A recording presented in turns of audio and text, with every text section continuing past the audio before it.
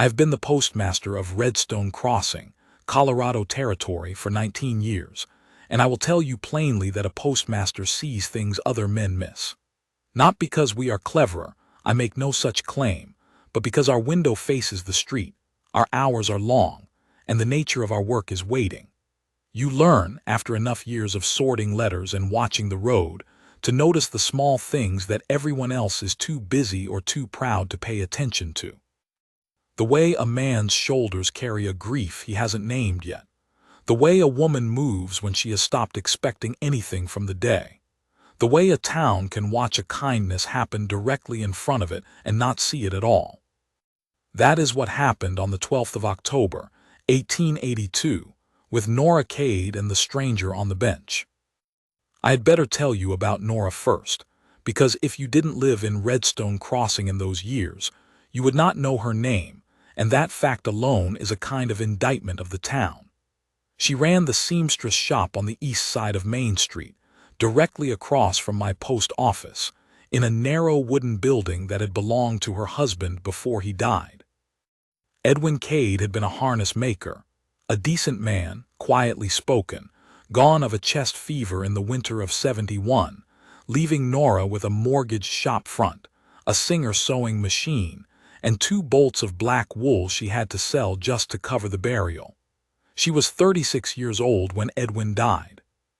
She converted the harness shop to a seamstress and alterations business by herself over the course of one winter, replaced the smells of leather and oil with the smell of pressed cotton and sizing, and went to work. 11 years she kept that shop, 11 years of mending tears and letting out seams and hemming trousers and building new shirts from cloth that other women brought her. She did it well. She did it quietly. She did not complain, did not ask for charity, did not miss a bill payment in 11 years that I ever heard of. The town used her services and paid her what she asked, which was never enough, and for the most part didn't think very hard about her. She was the seamstress. She was the widow Cade. She was 47 years old by the fall of 1882, and she had spent so many years being useful to other people that I think she had genuinely stopped imagining that anyone would ever be useful to her. I noticed her. I want to be clear about that, in case anyone reading this believes I am just an observer. I noticed Nora Cade. I brought her letters from her sister in Kansas City. I watched her light go on before 6 in the morning and watched it burn past 9 at night. I saw her turn down the one offer of courtship she had received in 11 years from Harlan Mussett, the feed merchant, who was a widower himself but also a man of such spectacular self-regard that I could not blame her, and I watched her go back into her shop after that conversation and get to work, which told me everything I needed to know about how she had survived this long. She kept moving. She kept working. She did not dwell. What she did not do, as far as I could observe, was expect anything good to happen, not in a bitter way. Not in the way of a woman who has been wounded and turned sharp, more in the way of a woman who has simply made her peace with the arithmetic of her life. She had what she had. She did what she did. The ledger balanced, if you didn't look too hard at the column marked future. I think about that now. I think about it every time I see her smile. But I am getting ahead of myself. The 12th of October was a bad weather day. We don't get much rain in Redstone Crossing in October. By then the cold has usually had its say, and what falls tends to come as sleet or early snow. But that particular morning started with a flat gray sky, and by mid-afternoon it had opened up with a rain so heavy and so cold that the mud on Main Street turned to something closer to a river, and most of the town simply stayed indoors. I was at my window, sorting the afternoon dispatch, which is exactly the kind of task that sounds simple and takes twice as long as it should, and I watched the street go from sparse to empty as people ducked out of the rain. Sometime around 3 o'clock, I noticed a man on the bench outside Nora's shop. He was sitting, or half-sitting, in the way of a man who is too tired to choose a position and has settled for whatever arrangement keeps him mostly upright. He wore a long trail coat, dark, waterlogged by that point, and a hat that had been good once and now had the look of a hat that had been rained on too many times to remember. He was tall, from what I could judge, even folded down on that bench. His boots were worn. His hands were on his knees and his head was down. I couldn't say why I kept watching him instead of going back to the dispatch. There was just something about the stillness of him. Most men, caught in a rain like that, would be moving, looking for cover, or cursing, or at minimum pulling their hat down tighter. This man wasn't moving at all. He was the stillest thing on the street, and the rain was pouring straight down on him, and he didn't seem to notice. I was still watching when Nora Cade's front door opened. She came out without a coat, which tells you that she hadn't planned to stay long, and stood on her porch for a moment looking at the man on the bench. I couldn't see her face from where I was, but I could see the quality of her attention. She was looking at him the way a woman looks at something she's trying to decide about. Not afraid, not suspicious, just measuring. Then she walked over to him in the rain and crouched down to look at his face. She said something. He didn't respond right away. She said something else. And then, slowly, with the kind of effort that told me he was further gone than I'd thought, he raised his head. What passed between them in the next 30 seconds I couldn't hear across the street and through the rain. But I watched her put her hand on his arm, and I watched him get to his feet with her steadying him, and I watched Nora Cade lead a soaking wet stranger she had never seen before in her life through the front door of her shop and close it behind them. I sat back in my chair. The afternoon went on. Rain kept coming. Main Street stayed empty. I finished the dispatch and started on a letter I owed my brother in Denver and had been owing for the better part of a month. I kept looking out the window because I am a postmaster and that is what we do, but Nora's door stayed closed and nothing happened out front. An hour and a half later, the stranger came out. He looked different. That was the first thing I noticed. Not as though he had been transformed exactly. The trail coat was still the coat of a man who had been riding hard for a long time, and the boots were still worn down, but he had been dried, or dried enough, and his hat had been set back on his head at an angle that suggested someone had straightened it for him. He was moving better too. The stillness was still there, in his bones. That was something permanent about him. I could already tell. But the particular exhaustion that had been holding him down on the bench was gone. He stood on Nora's porch for a moment and looked up and down the street in the way of a man who is reacquainting himself with the world. He was older than I'd thought. Late 50s, I judged, or thereabouts. Big across the shoulders but carrying it quietly, the kind of size that doesn't announce itself. A weathered face. A careful face, if that makes sense. The face of a man who has seen enough not to be surprised by things. He looked directly at my window. I don't know if he could see me, given the light. I like to think he could. He held the look for a moment, not threatening, not curious particularly, just acknowledging, and then he put his hand on the post at the edge of Nora's porch, and I saw it then, even from across the street. His right hand had a cut on it. The back of the hand, wrapped now in a strip of clean cloth, white against the wet wood of the porch post. She had patched him up. He reached inside his coat and produced something. I couldn't see what it was. The angle was wrong, and he set it on the bench.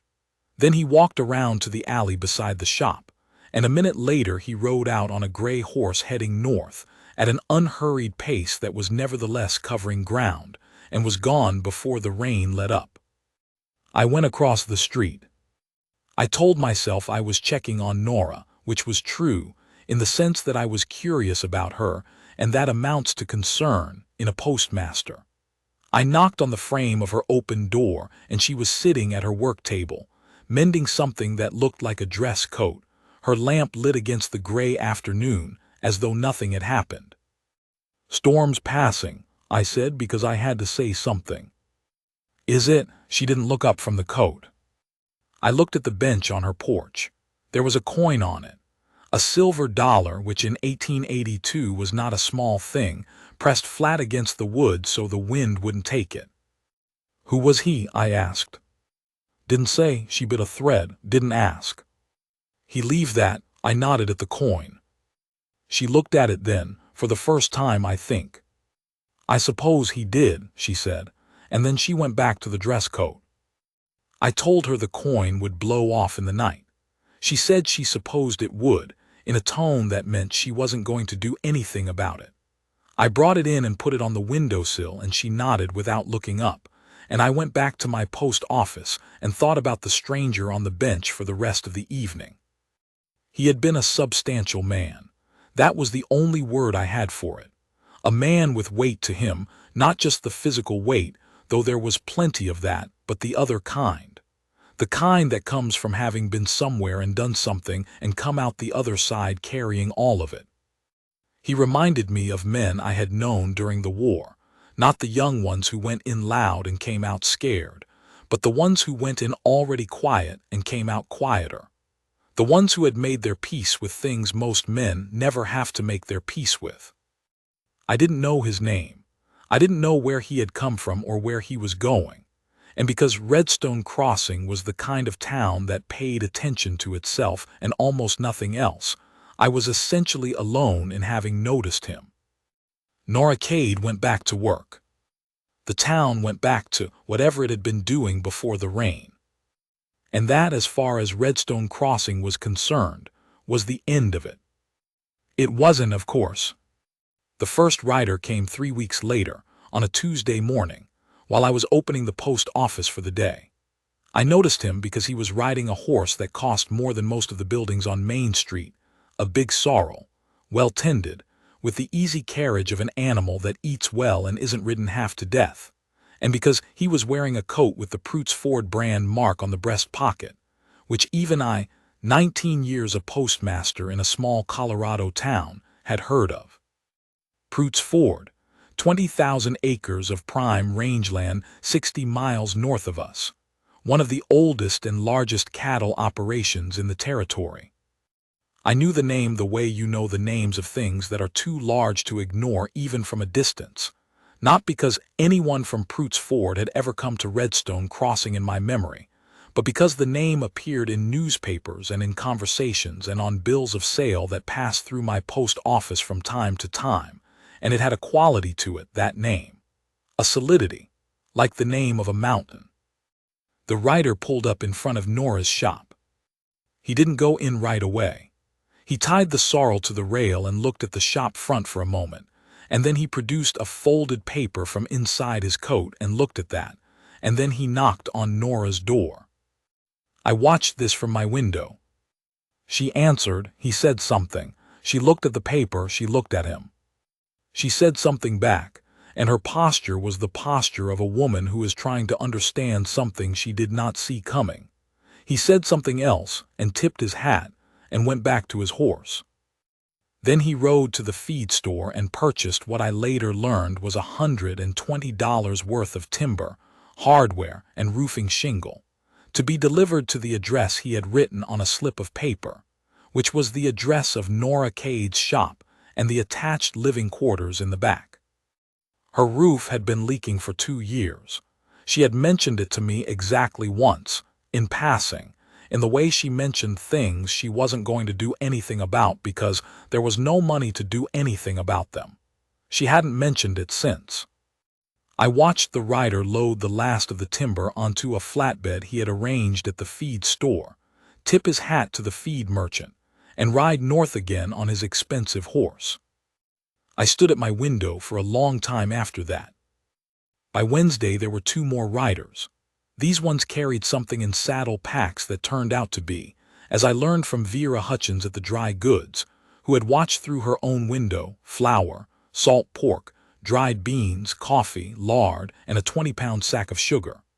All of it carried around to Nora's back door by 2 polite young men in Proots Ford coats who declined to come in, stacked the provisions on her kitchen table as instructed, tipped their hats, and left. Redstone Crossing, which had not noticed Nora Cade in 11 years, began to notice her now. This is the nature of towns, in my experience. They ignore a thing until the thing becomes interesting to someone powerful, at which point they discover that they always thought well of the thing, had always seen its value, had merely been temporarily distracted from saying so. The conversations that started up in Redstone Crossing in those first days were conversations of puzzled interest. Who did she know at Prout's Ford? Had she done business up that way? Was there a connection through Edwin Cade? And they had, underneath the puzzlement, a quality of sudden attention that I found a little annoying. If I am being frank, having paid attention to Nora Cade for 11 years without any encouragement from my neighbors. She told me about the letter on Thursday evening when she came by to collect her mail. There had been one, she said, delivered by the first rider. She pulled it from her apron pocket. She carried it with her, I noticed, the way you carry something you keep needing to reread, and she showed it to me, which I took as an act of trust, and I tried to read it the way a postmaster reads things, carefully and without jumping ahead. It was written in a hand that was plain and steady, the hand of a man who had learned to write as an adult and wrote rarely but deliberately when he did. It said, in its entirety, "You brought me in out of the rain. You fed me and tended my hand and gave me a coat that belonged to your husband and didn't ask for anything in my name or my circumstances. I don't know that anyone has done me that kind of courtesy in a long time without wanting something from it. My name is Calhoun Prout. I run cattle north of you at a ranch called Prout's Ford. My men will see to your roof and your winter stores. This is not charity, and it isn't payment for services rendered.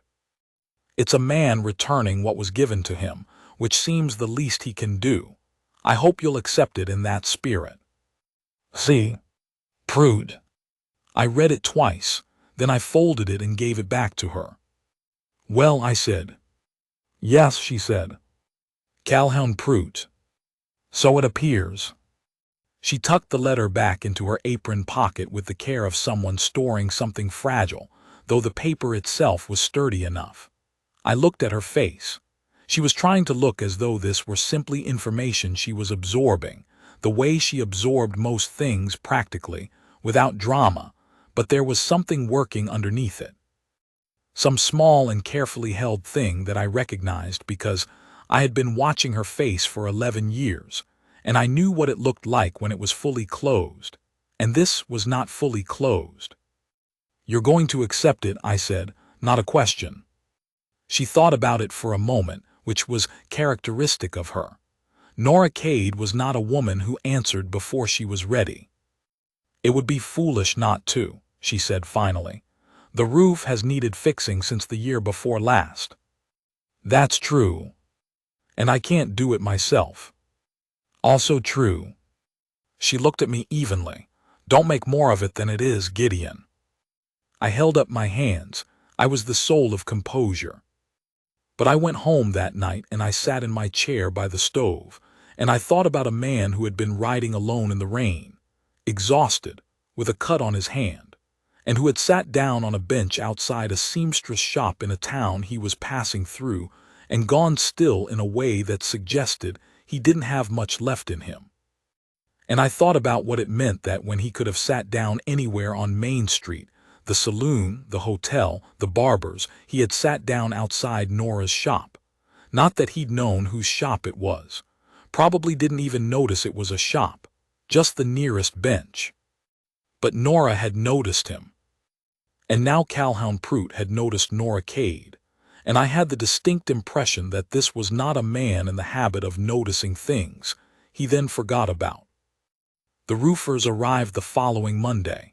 6 of them with wagons, the timber from the feed store already loaded, a foreman who introduced himself to Nora as Tom Garrett and shook her hand in the businesslike way of a man who had been told to treat this as a regular job and intended to do so. They were finished by Wednesday. The roof that had leaked in 3 places for 2 years and 4 months, I had been watching it leak, helplessly from across the street, did not leak anymore. The town watched all of this with an attention that it was not quite able to manage into conversation. People found reasons to walk past Nora's shop. The dry goods acquired a sudden need to arrange the display in its front window, which faced Nora's building. Old Davis at the barber shop, whose customers had a clear view of the roofers, did the best business of his month. Nora went on working. She mended and stitched and pressed and hemmed, and she accepted the completed roof with the same quality of practical acknowledgement she accepted most things, thank you, That will do. And she did not appear to be thinking about it constantly, which is how I knew she was thinking about it constantly. The second letter arrived the following week. This one she didn't volunteer. I knew it had arrived because I was the postmaster and I had handled it, posted from a relay point 60 miles north, in Calhoun Pruitt's handwriting, with the Pruitt's Ford mark on the seal. I gave it to her when she came in for her mail on Friday afternoon, and she put it in her pocket without opening it, said thank you, and left. I considered this data. She opened it later. I knew because on Friday evening I saw her light burning past 11 o'clock, which was late for her, and on Saturday morning she was quiet in the particular way of a woman who has been thinking since before dawn. I did not ask her about the second letter. I am a postmaster. I know my boundaries. What I did know, because Tom Garrett the foreman had mentioned it to Heber at the feed store who had mentioned it to me, because that is how information moves in a small town, in a long chain of offhand remarks, was that Calhoun Pruitt's wife had been gone 4 years. Her name had been Catherine. She had died in the summer of '78 of a fever, on the ranch, and Pruitt had buried her there in the east meadow that she had loved. And that after her death, Pruitt had contracted his ranch management to a capable foreman and had started riding. Not running from anything, exactly, or so Tom Garrett characterized it, but moving. The way a man moves when the place he is standing has become unbearable and he can't change the place, so he changes where he is standing. He had been moving for 4 years. The 12th of October, when it rained, was apparently a day when he had found himself in Redstone Crossing for no particular reason, except that he had been riding south, and it had been the nearest town when he needed to stop. He had stopped on Nora's bench. I thought about that a good deal, about the particular kind of exhaustion that puts a man down on a bench in the rain and keeps him there. About what it means to have been moving for 4 years, and to run out of forward in a town you have never been to before, outside a shop belonging to a woman who is herself intimately acquainted with keeping yourself upright when there is nothing much underneath you. I thought about Nora walking out into the rain without her coat, because she made the decision before she was finished making it. I thought about a silver dollar left on a bench. He came on the 4th of November. I know the date exactly because I wrote it in my ledger that evening. Postmasters keep ledgers. It is a professional habit, and because I had been, if I'm honest with myself, watching for him. I don't know when I started watching for him. Somewhere around the time the roofers finished, I think, when it became clear that Calhoun Pruitt's idea of returning a kindness was thorough enough to suggest that he was thinking about Nora Cade with the careful attention of a man doing arithmetic he intends to get right. He rode in on the gray horse, alone. No riders with him, no foreman, no coat with a brand mark on it. Just the man and the horse, and a saddlebag that I later learned contained a good wool blanket and a jar of honey from his own bees, which was the kind of detail that told me Calhoun Pruitt had thought about this particular visit for some time. He didn't ride straight to Nora's shop. He went to the livery first and put the horse up properly, watered, grained, stabled, which told me he intended to stay a while, or at least had left that option open. Then he walked up Main Street at a pace that was unhurried but purposeful, and he stopped in front of the post office first. He came inside. I will tell you that meeting Calhoun Pruitt face to face was different from observing him across a rainy street. He was taller than I'd estimated, 6 feet and something, and the weathered quality I had seen from a distance was even more apparent up close. He had a face that had been outdoors in hard weather for 30 years, lined in the way of men who have squinted into a lot of suns and thought through a lot of difficult mornings. His eyes were gray, the particular gray of flat winter sky, and they were direct without being hard. A careful man, a man who looked at what was in front of him and thought about it before he said anything. "You're the postmaster," he said. "Gideon Marsh," I said, 19 years. He nodded as though this confirmed something. "Calhoun Pruitt." I know who you are, I said. I handled your letters. He accepted this without any apparent discomfort. Then you know I've been corresponding with Mrs. Cade. I know you've sent letters to her address, I said. I'm a postmaster, not a gossip. Something moved in his face. I think it might have been the beginning of a smile, though it didn't get all the way there. I'm going to call on her, he said. I thought you ought to know, since you appear to keep an eye on this street. I looked at him for a moment. He was looking back at me with the same directness, not challenging, just steady. She's a good woman, I said. I know she is, he said. That's why I'm here. And that was the whole of it. He tipped his hat, a new hat, I noticed, better than the one he'd been wearing on the bench, and went out and crossed the street to Nora's shop and knocked on her door. I sat down heavily in my chair. Through my window, I watched Nora open her door. She was in her work apron, which meant he had not telegraphed the exact hour of his arrival, and there was a moment, brief, visible even from across the street, where she took in the fact of him standing on her porch, large and deliberate, and looking at her with those gray eyes. Then she stepped back and let him in, and the door closed, and Main Street went on about its business. He stayed 2 hours. When he came out, he carried the saddlebag he'd arrived with, and it was lighter than it had been going in, which meant she had accepted the blanket and the honey, or at minimum hadn't refused them in a way that led to him carrying them back out. He stood on her porch for a moment, said something back through the door, and then he walked back down Main Street past my window, where he gave me a brief nod and went to the livery for his horse. He rode north. I went across the street. Nora was at her work table. The blanket was folded on the chair by the door, and the jar of honey was on her kitchen counter, which I could see from where I stood because she'd left the interior door open. She was working on a shirt that someone had brought in with a collar torn half off, and she was working on it with great concentration. "Well," I said. "Yes," she said. "How is Calhoun Prout?" "He's well." She didn't look up from the collar. He asked if he could come back. "What did you say?" She was quiet for a moment. The needle went in and out of the fabric with a small, precise motion. "I said he could," she said. I looked at her hands. They were steady.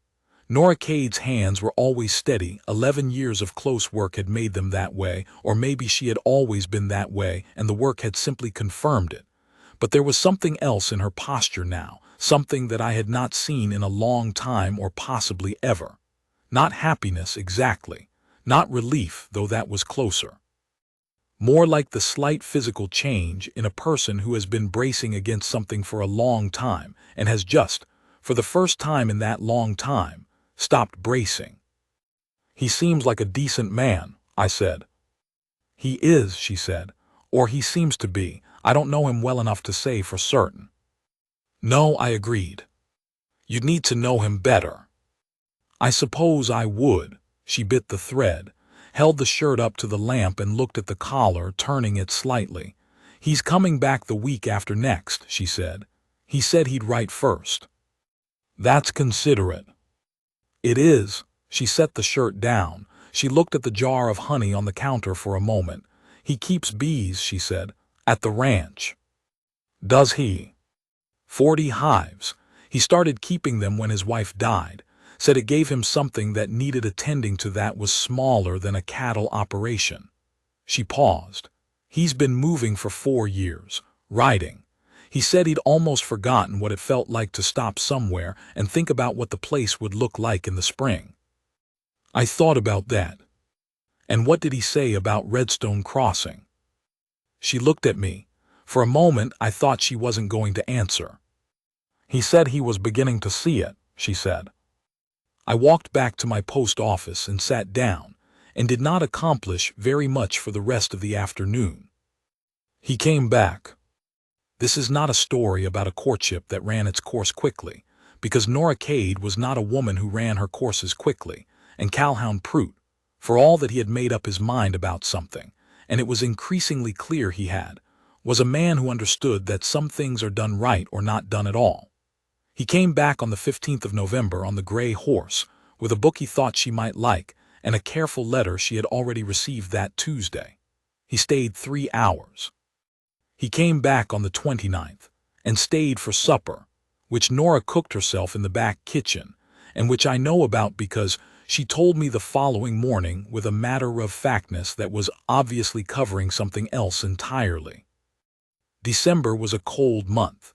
He came twice in December, once in a snowstorm that should have kept a sensible man at home on a ranch 60 miles away, a fact that I noted and that Redstone Crossing also noted, because by December the whole town had organized itself around the question of Nora Cade and Calhoun Prout, and had strong opinions in every direction. The opinions were predominantly favorable. There was some muttering from Harlan Musset, the feed merchant, which was beneath my notice. But they were also the opinions of people who had not paid much attention to Nora Cade for 11 years, and were now very interested in her circumstances. And I found this collectively irritating in a way I could not say aloud because I am a postmaster, and postmasters have professional commitments to neutrality. Nora did not ask for my opinion. She gave me periodic reports, which was the closest she came to showing anyone what was happening inside her, and the reports had a quality to them that I paid close attention to. He was straightforward, she said, which she valued. He said what he meant. He did not romanticize things or make speeches or arrive with elaborate gestures. The blanket and honey had been the extent of it, and even those had been practical things he'd thought she could use, not decorative things chosen to impress. He talked about the ranch the way a man talks about something that is a real part of him. He talked about Catherine, his wife, with the plainness of a man who had grieved honestly and arrived somewhere on the other side of it. Not past it. You didn't get past it, but at a place where it had settled into him and was part of him without being the thing that was running him. She told me that he had asked her, on his second visit, what she did with herself in the evenings. "What did you tell him?" I asked. "I told him I read," she said, "and that I sometimes went asleep early because I got up early, and that Sundays I walked to the edge of town and back because I had spent the week indoors." "What did he say?" "He said that sounded like a reasonable life." She looked at her hands. "And then he said that it sounded like a life that might have room in it for something more, if a person were inclined toward something more, and he looked at me when he said it." I waited. "I told him I had been inclined for a long time," she said. "I told him I had simply stopped acting on it." She paused. "He said he understood that." I believed he did. January brought a cold that settled in the bones of the territory and didn't let go, and Calhoun Prout came twice in January, and once in a stretch of cold so sharp that the ink in my pen froze and I had to warm it by the stove. He was not a demonstrative man in the public way. He did not arrive trailing declarations or sweep into town making his intentions a performance for general viewing, but he was consistent, which in a man of his age and position is worth more than demonstrations. He came when he said he would come. He wrote when he said he would write. His letters arrived on the days they were expected, in his plain and deliberate hand, and Nora read them, and sometimes I caught her reading them again, on her porch in the flat winter light, standing very still. The town had largely arrived at a comfortable acceptance of the situation by January, with the exception of Harlan Musset, who had made some remarks at Vera Hutchins's store that I heard about third hand, and which were the kind of remarks that a man makes when he has lost something he never actually had. I did not repeat these remarks to Nora, and I did not repeat them to Calhoun Prout, because I am a professional, and because Harlan Musset was going to cause himself enough trouble without my assistance. I did mention to Prout, on his January visit, in the most offhand way I could manage while he was collecting Nora's mail to carry across to her, that the feed merchant had expressed some opinions about the widow Cade's situation. Prout looked at me. "What kind of opinions?" he said, in a tone that was entirely level and entirely unambiguous. "The kind that aren't worth repeating," I said. He was quiet for a moment. "I'll have a word with him," he said. "I don't think that's necessary." "All right," he took the mail, "but I will if it is." I believed him. He went across the street, and I watched him knock on Nora's door, and I watched her open it and look up at him in the cold afternoon light. She was wearing a blue wool dress I hadn't seen before, not new, but newer than what she usually wore for working, which told me she had known what time he was coming. He said something and she smiled, which was a thing I had seen Nora Cade do in the small, polite way of a woman who is being courteous to a customer, but this was a different kind of smile entirely. This was the smile of a woman who had not smiled like that in a long time and was slightly surprised to find she still had it. He came in, the door closed. I went back to my dispatch. He asked her in February. She told me about it the next morning, Friday, standing at my counter with her mail held loosely in both hands and her eyes somewhere over my left shoulder, which was where she looked when she was sorting through something significant. "He asked me to marry him," she said. "What did you say?" I asked, because that is the relevant question. She looked at me. I told him I needed to think about it. I absorbed this. For how long? I didn't specify. She looked down at the mail. He said he'd wait. Of course he did. She went back across the street. She thought about it for a week, which was 4 days longer than I expected and 3 days shorter than I'd feared.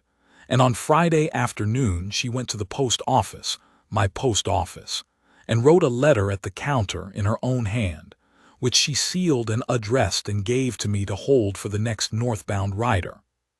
She did not tell me what was in it, and I did not ask. I held the letter overnight, and in the morning I gave it to the rider who came through at 6, and I watched him ride north, and I thought about all the ways a life can change on the strength of a woman deciding to stop bracing for the worst. He came back the following Tuesday, which was the fastest I had ever seen him arrive, which meant he had received the letter Sunday and ridden Monday regardless of the weather, which happened to be the kind of cold, gray February day that keeps sensible men inside. He was not, I had concluded by this point, a sensible man in the way people use that word for people who take the easy course. He was a wise man, which is different. He was careful and he was deliberate, and he made up his mind about things with a slowness that was not hesitation, but the opposite of hesitation, the thoroughness of a man who, once he makes up his mind, does not change it. He had made up his mind about Nora Cade on a rainy afternoon in October, sitting on a bench outside her shop. I believe this. I cannot prove it, because I am not privy to the internal workings of Calhoun Prout, but I watched him arrive on that Tuesday in February and tie his horse at her rail and knock on her door, and I watched her open it, and I watched something pass between them in the frame of that open door that I am not equipped to describe with the vocabulary of a postmaster. He came in. The door stayed open, which in February tells you that the conversation was brief, and the outcome was known, and the formalities were dispensed with quickly. A little while later they both came out, and they walked down to the courthouse together in the February cold, and Nora Cade was wearing her good coat, and her good boots, and her hair was put up in the way she put it up when she wanted to look well, and Calhoun Prout was walking beside her with the straightness of a man who has arrived somewhere he intended to go. I watched them from my window. Then I put on my own coat and I walked down to the courthouse, because I was damned if I was going to miss it. There is not much more to tell in the way of events.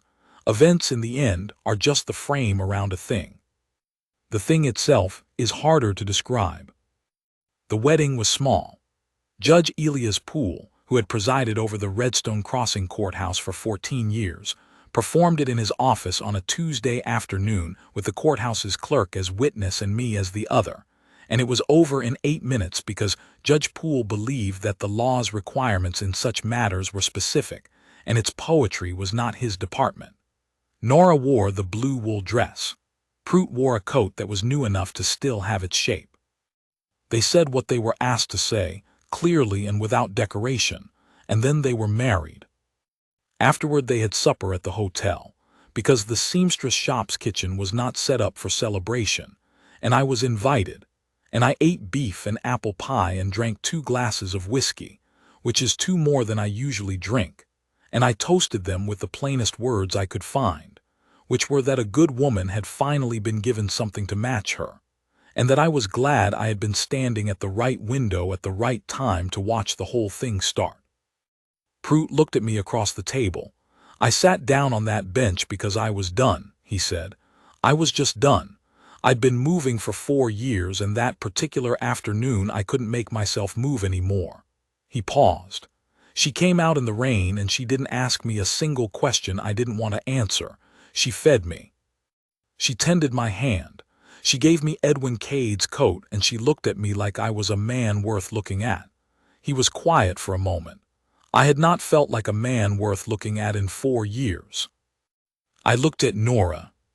She was looking at him, and she had the expression of a woman who is listening to something she already knew and is glad to hear said aloud. I left her $1, Prout said, which was inadequate. It was what you had, Nora said. I had more. You gave what you had at the time, she said. That's all anyone can do. He looked at her for a long moment. Then he picked up her hand from the table and held it, in the plain way of a man not given to gestures, and that was the whole of what they needed to say about it. She moved to Prout's Ford in March, when the worst of the winter had let up enough to make the journey reasonable.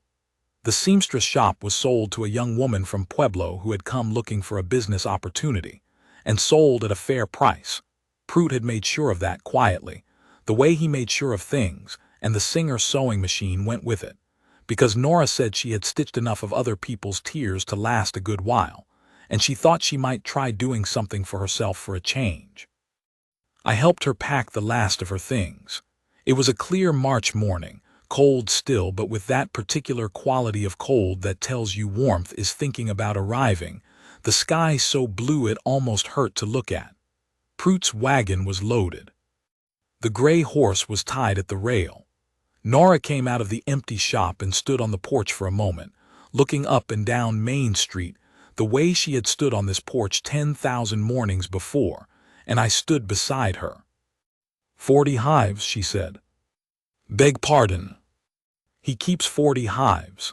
She was looking north up the road. He said in spring they come alive again, and the sound is like something you can feel in your chest. He said Catherine loved that sound. She paused. He said he thought I might love it too. I looked at the side of her face. Do you think you will? I asked. She considered this with the seriousness she gave to most things. I think I might be inclined to find out, she said. Prout came around from the side of the wagon, where he'd been checking the load.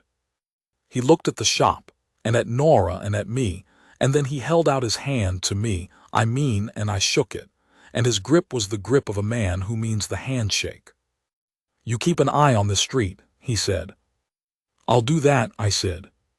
He helped Nora up to the wagon seat and climbed up after her, and he clicked to the gray horse, and they went north on the Redstone Crossing Road at an unhurried pace, side by side on the bench of the wagon, their shoulders close but not quite touching in the way of 2 people who are still figuring out how to be close without feeling like they are taking up too much space. I watched until the road bent and took them out of sight. Then I went back to my post office and sat down in my chair by the window and looked at the empty shop across the street, with its new owner's name already painted on the door, and I thought about a rainy afternoon in October and a woman who walked out into it without her coat, and a man who had been still for so long on a bench that the rain had soaked straight through him, and how the whole long chain of events that led to a wagon heading north on a March morning had started with something so small that the entire town of Redstone Crossing had missed it. They hadn't missed it. That's the thing I keep coming back to. $1 on a bench, a letter written in a plain hand, 6 riders and a repaired roof and a jar of honey from 40 hives. A man who came back when he said he would come back. A woman who, after 11 years of mending other people's lives, finally let someone tend to hers. They hadn't missed anything. They had each seen the other exactly clearly, on a rainy October afternoon, and acted on what they saw. I was just fortunate enough to be sitting at the right window.